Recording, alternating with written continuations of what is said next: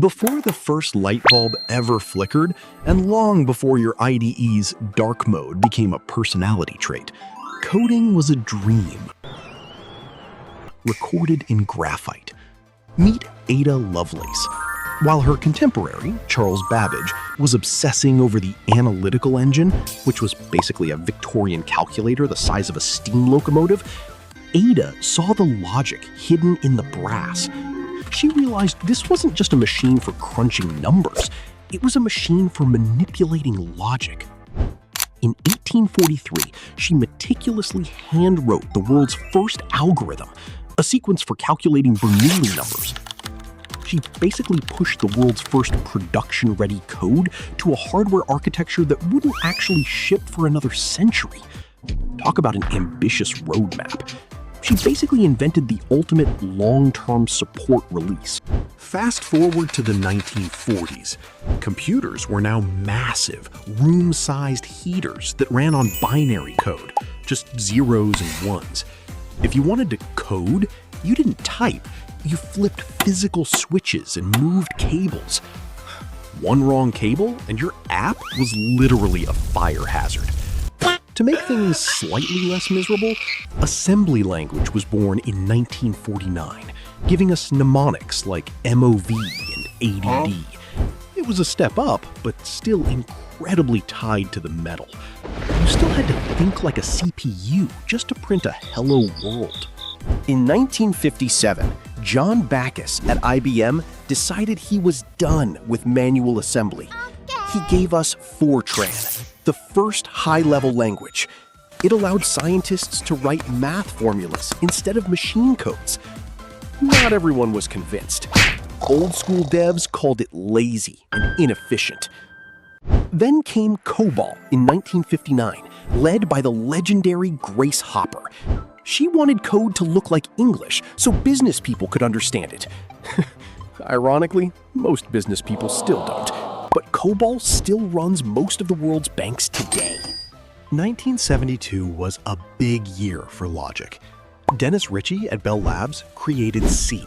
It was the ultimate language. Low enough to touch the hardware, but high enough to build an operating system like Unix. C didn't just give us power, it gave us responsibility. Specifically, the responsibility to manually manage memory. If you forget to free your data, you've got a memory leak. Thanks, Dennis. By the 80s, projects got too big. We needed object-oriented programming. Bjarne Stroustrup added classes to C, creating C++, letting us organize code like digital Legos. In the 90s, the developer experience became the goal. Guido van Rossum created Python in 1991, emphasizing readability. It was so easy to read that it almost felt like cheating. Then came 1995, the language explosion.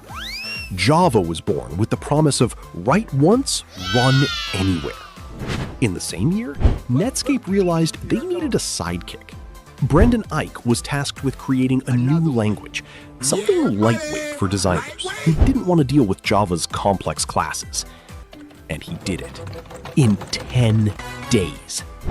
Most of us take longer than that to decide on a theme for our VS Code. It was originally called Mocha, then LiveScript, but marketing teams eventually slapped the name JavaScript on it just to hitch a ride on the Java hype train.